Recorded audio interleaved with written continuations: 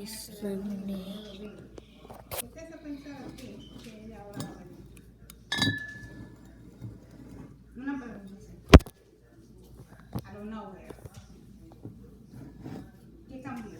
¿Cuál es la diferencia? Next one. She was saying, oh, yes, and she told you straight up. She couldn't. Can you open it for me? No, papi, ahora mismo no, ahorita te digo. Ahora mismo no.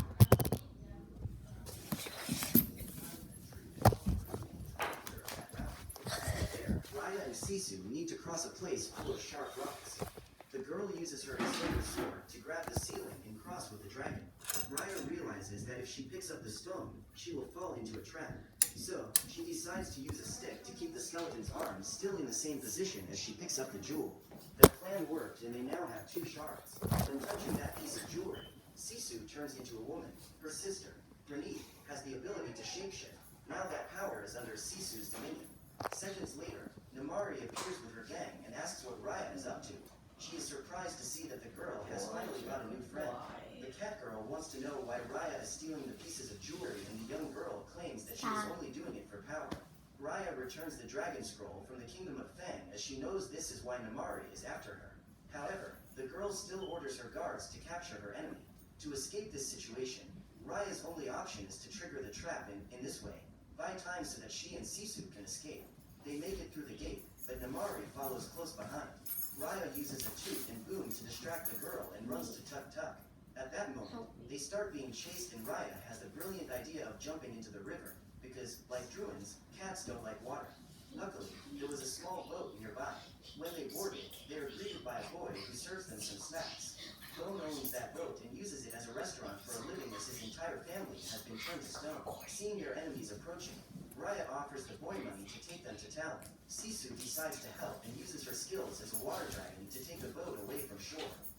Now that everyone is safe, the dragon takes the opportunity to swim a little. However, Raya asks her to return to human form so she doesn't risk having her secret revealed. On the way back to Fang, Namari encounters the dragons that have turned to stone. After bowing to them, she continues her journey. During the night, the boat is surrounded by dozens of Druins, but the group remains in the water, therefore, it is protected. After crossing the channel, they arrive at Talon and Raya claims she knows where the jewel piece is. The girl asks Sisu to stay on the boat, so she would be safe. While walking with Tuk Tuk through the city, a trio of monkeys spot the young girl and soon hatch a plan to steal her. While passing through a dark alley, Raya finds a baby and tries to help him find his parents. At that moment, the monkeys approach the giant insect and offer him some fruit. When Raya realizes her pieces of the dragon gem are being stolen, Noi, the girl who was on her lap, attacks her and runs away with the monkeys. At that moment, the young woman realizes that she has been tricked by a child. While waiting, Sisu decides to go shopping to take as a gift to Dang Hai, the leader of Talon, but remembers that she has no money. So, Bone suggests that she put it on the bill. He explains that this is like a promise. Sisu would buy now and promise to pay later. The dragon is excited by the idea and goes out buying everything she sees. A few minutes later, the merchants start to confront her and claim that she has no account in that city because no one knows her. They order her to pay what she owes. At that time, a nice lady appears to save her.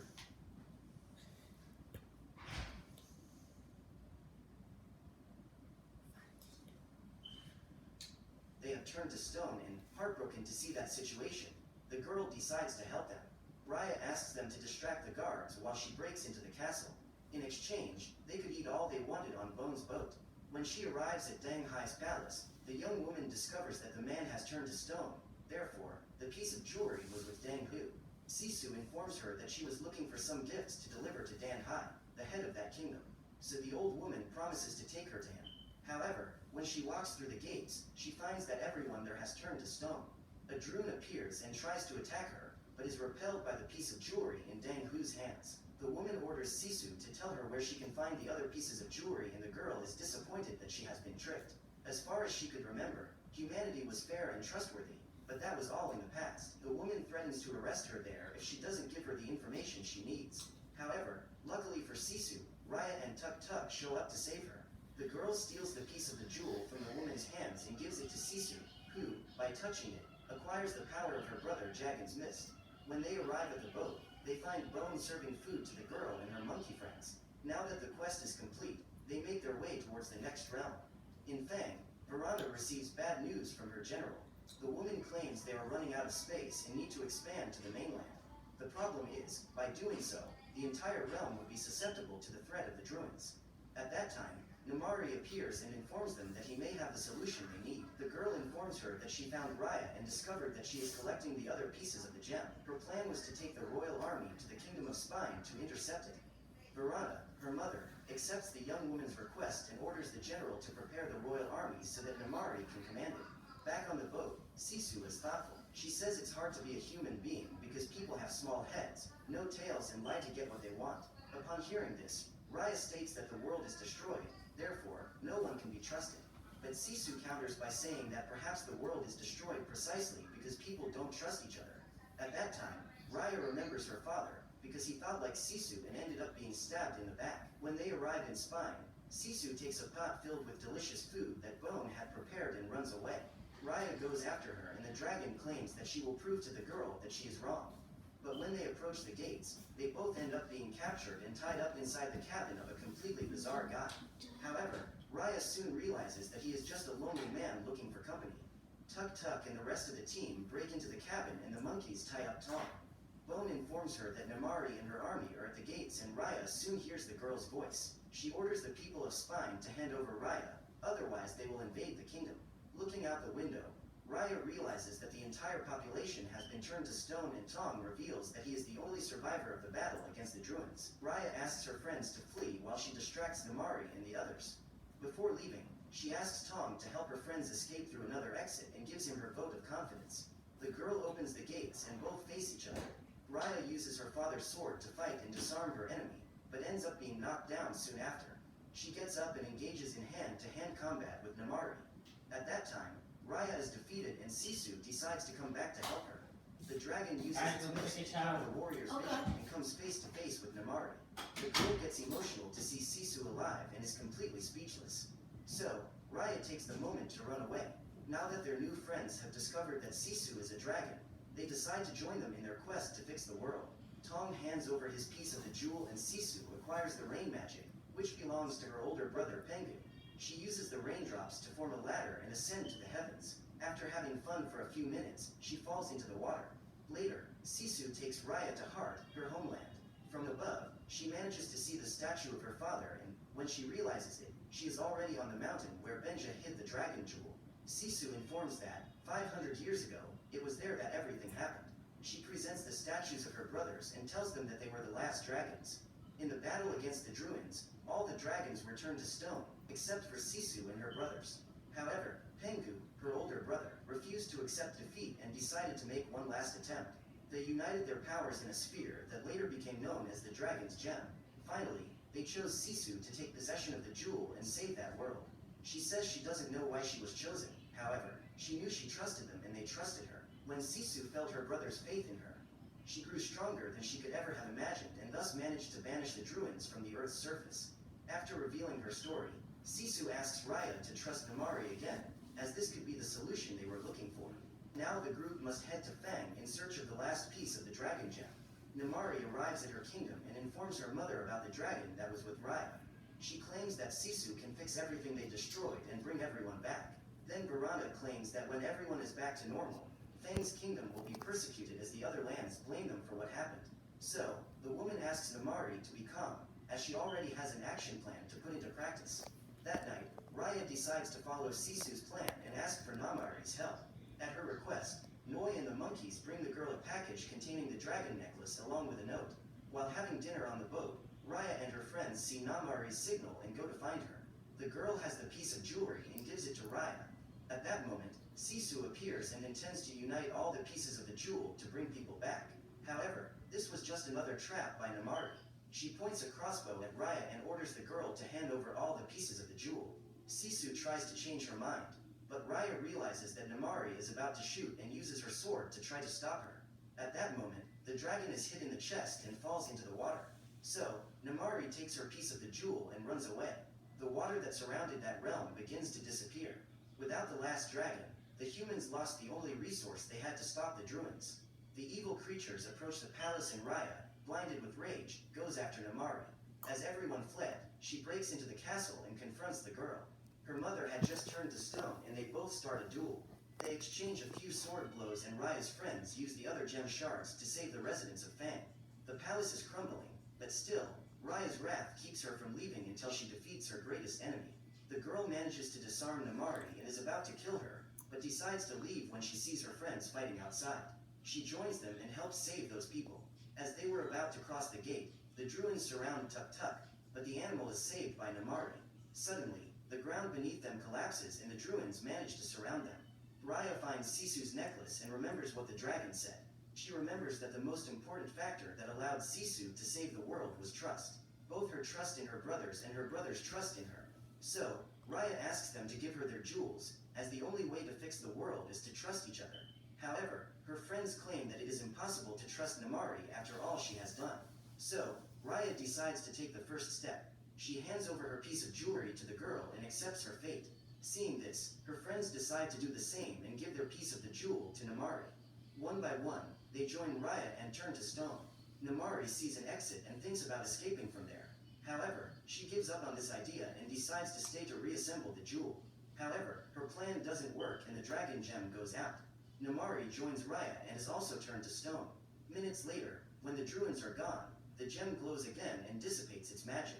The Druins are exterminated and all those who have turned to stone are returned to normal, including the dragons. The water fountains start gushing again and Raya is reunited with Tuk Tuk. In the hills, dragons appear coloring the sky. They gather at the lake and perform a ritual that brings Sisu back. She joins her siblings and then heads towards Raya to thank her. Namari and the rest of the team are nearby and the dragon wraps them in a hug. After saying goodbye, each of them can return to their kingdom and see their family again. Tong is reunited with his wife and son, Noi returns to her parents, and Bone is back to his siblings. Raya and Tuk Tuk arrive in Heart and the girl is finally able to see her father again. Sisu appears soon after and informs him that Raya has brought some friends. At that instant, the leaders and inhabitants of all the other realms appear and gather to form the new Kumandra. So what did you think of this movie? Leave it in the...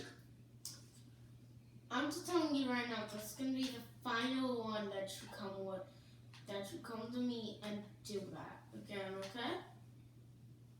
Well, I'm posting this on your channel. Okay. Whatever feels right for you. Hi, welcome to Prime Recap. After losing his son during an accident, a brilliant scientist decides to create a robot version of the boy, who must now deal with the challenges of being a human made of metal. Today we will recap the story of the movie, Astro Boy, from 2009. Metro City is a fantastic floating city that was lifted from the ground about a century ago due to changes that occurred on the Earth's surface. Today, the inhabitants are not sure what the world is like down there. The city is technological and full of robots, which shop, cook, serve meals, babysit, and perform all the tasks that humans don't want or don't like to do. Their functions are divided into a hierarchy, in which the best robots get higher positions. Behind all this technology is Dr. Tenma, head of the Ministry of Science and the father of modern robotics, responsible for creating thousands of robots every day and then disposing of them as waste on the surface. Dr. Tenma has a son, Toby, who is known in school for his intelligence and vast knowledge. Because of this, he is not well liked by his colleagues. After class, when he gets to his car, Toby is greeted by a robot and a hologram of his father appears to postpone an appointment he had arranged with him because he will be busy making the Peacemaker presentation. Upon hearing this, the boy gets excited and asks the driver to change course to the Ministry of Science. Orin refuses to disobey his boss, but the boy, very clever, changes the robot's settings to get what he wants. Toby arrives at the ministry by surprise and his father scolds him, but President Stone tells him to let him stay. However, he changes his mind soon after when he realizes that the boy is very smart and can point out the mistakes in the new technologies and projects developed in the city. Professor Elephant then presents his new discovery, the Blue Core, a new source of self-sustaining energy from the fragment of a star that no longer exists. The discovery could change everything for those living in Metro City and even for those on the Earth's surface through reforestation and pollution removal. Yet all this miracle comes at a cost. The fragment releases a negative red energy that is unstable when combined with blue core energy. Not gonna lie, you Before the guys, scientist can finish his this explanation, big, guards him, appear and prevent him from revealing the consequences of combining the two types of energy. It was That the president him who right gave the there. orders to stop him, because he has his eye on the new possibilities he will have with the discovery in order Him to right get there. reelected. He has a big distracts the nose. guard who is watching him and steals his card to escape. A super robot called the Peacemaker is activated by Dr. Tenma after scientists put the blue core inside it. But Stone goes against all warnings and decides to replace the blue energy with the red core to trigger the Tin Giant. Just then, the scientist's new creation begins to attack, but the mini robots try to stop it. The monster is so clever that he begins to implant some of the little ones in his armor to use as a weapon. However, the shot begins to backfire when the Peacemaker advances through the protective glass. At the same time, Dr. Tenma realizes that Toby is trapped with the big guy, who releases a burst of light that causes the boy to disappear. The robot guards start shooting at the enemy in order to contain him, and the scientists enter the chamber, but Toby is nowhere to be found. The only thing that is there is the boy's cap, which was left behind, and his father feels very guilty about what happened. So Dr. Tenma, filled with a feeling of regret and hope, uses Toby's hat to extract his DNA and transfer all his memories and characteristics into the body of a robot. After a few days, the man already begins to show signs of madness, which causes him to not sleep, to stop eating, and to just stay in the laboratory perfecting his new creation. Dr. Elephant lends one of the cores to Tenma, which connects him to the robot Toby, who is connected to cables that lift his body. At that instant, a great explosion of energy occurs, knocking him to the floor with such force that even the table breaks.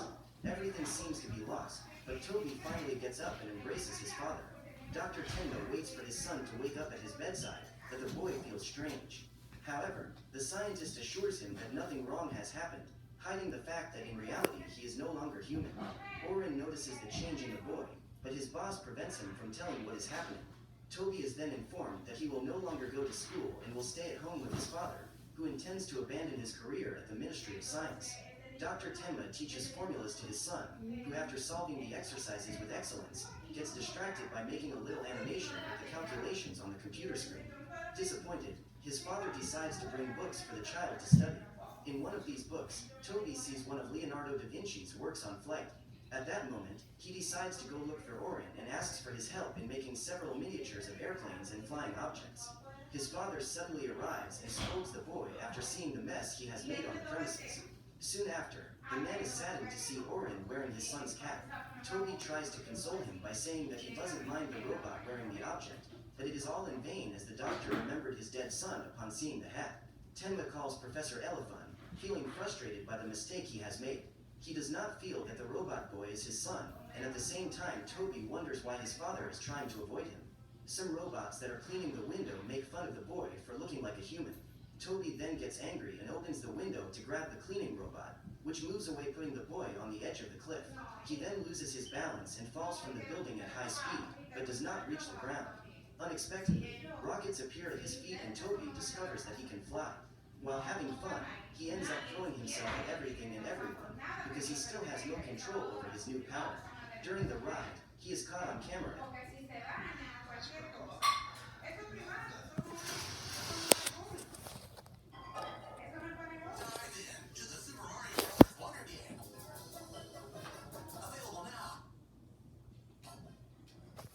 Rides a train and flies above the clouds. After that, Toby ventures into the sky and inside the earth of the floating city. Stone complains about the casualties in his constituents when his employees detect an unidentified flying object, and again the man sees an opportunity to gain even more power. Meanwhile, Tenma tells Professor Elephant how unbearable it is to look at his son, but Toby arrives just in time. When the truth is revealed to the boy, the doctor claims that he is not his father and Elephant tries to console him, but the boy leaves. Toby is surprised by the president's guards, who start chasing him. They throw a green goo to capture him, and the boy manages to dodge one of the robots, but bumps into another security guard and ends up being arrested. Toby, however, is determined to escape and pushes against the claws until he breaks free. One of his pursuers begins to fall off the building, but Toby decides to save him. Despite this, Stone does not give up on capturing the boy and uses his ship to go after him. He starts shooting and it seems impossible that the young man can escape. However, Toby begins to fall beyond the city limits and the mayor declares a state of emergency in order to capture him. When the young man wakes up, he realizes that he is not in Metro City, but on the surface of the earth. At this time, several damaged robots begin to approach and talk to him. A robot dog, which looks more like a garbage can, asks Toby to help him find a person, but in fact it is a trap.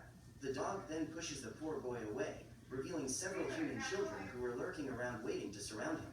The youngsters find it amazing that Toby came from Metro City. They love the robots, but they would never be able to enter the city because of the revulsion some humans there have against the people on the surface. Toby tells his sad story and the children introduce themselves, but before he can say his name, some robots appear and take him into a room. The trio celebrates Toby's freedom and thinks about finding a new name for him. After a few minutes, they decide to call him Astro, as they believe this name sounds appropriate for a robot.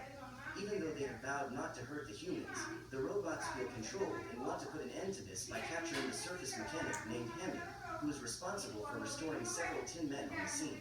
Minutes later, the children manage to find Toby, who asks the trio of robots not to reveal his true identity.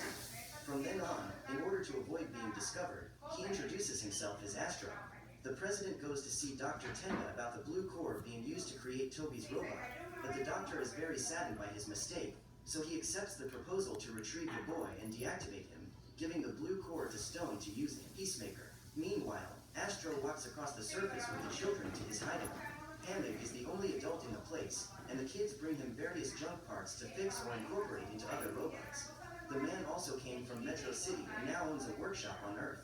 The situation in that place is precarious. Everyone eats leftover pizza from 2 days ago, but even under those circumstances, the children feel happy. In the past, Hamid worked at the Ministry of Science alongside Dr. Tenma, but was dismissed as trash for having genius ideas. The children are after parts for the mechanic to make robots and enter them in a championship that has become a tradition among them.